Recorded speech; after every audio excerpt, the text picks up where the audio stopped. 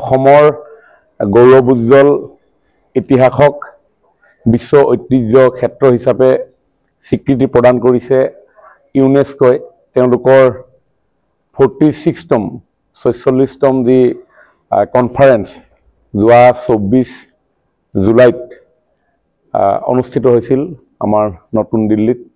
তাতে দেশৰ 43তম সাংস্কৃতিক বিশ্ব ঐতিহ্য ক্ষেত্ৰ হিচাপে চৰাইদেউ মৈদামক স্বীকৃতি প্ৰদান কৰিলে আৰু সেই স্বীকৃতি পত্ৰ আনুষ্ঠানিকভাৱে অহা 13 তাৰিখৰ দিনা আমাৰ ভোগালী বিহুৰ দিনা ফ্ৰান্সস্থিত পেৰিছৰ ইউনেস্কোৰ মুখ্য কাৰ্যালয়ত অসম চৰকাৰক প্ৰদান কৰিব আৰু মাননীয় মুখ্যমন্ত্ৰী ডক্টৰ হিমন্ত বিশ্ব শৰ্মা ডাঙৰীয়াৰ নিৰ্দেশত আমি আজি ফ্ৰান্সলৈ ৰাওনা হ'ম। আমাৰ অসম চৰকাৰে এইখিনি কৰি তুলিবলৈ সক্ষম হৈছিল আৰু তাৰ ফলত ইউনেস্কোই আমাৰ এই মৈদাম ক্ষেত্ৰক বিশ্বৰ সাংস্কৃতিক ঐতিহ্য ক্ষেত্ৰ হিচাপে স্বীকৃতি প্ৰদান কৰিলে।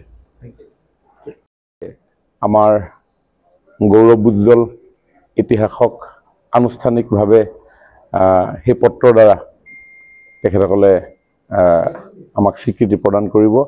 এই মুহূৰ্তত মই অসমবাসীৰ লগতে আমাৰ দেশবাসীকো কৃতজ্ঞতা জনাইছোঁ।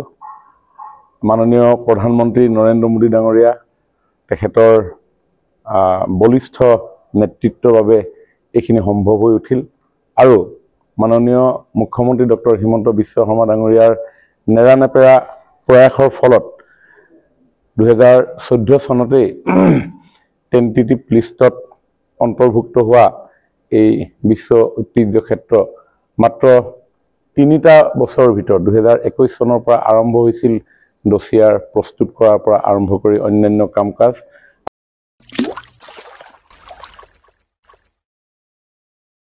अन्नपूर्णा काव घी देश के हर एक खाने को लजीज बनाता है।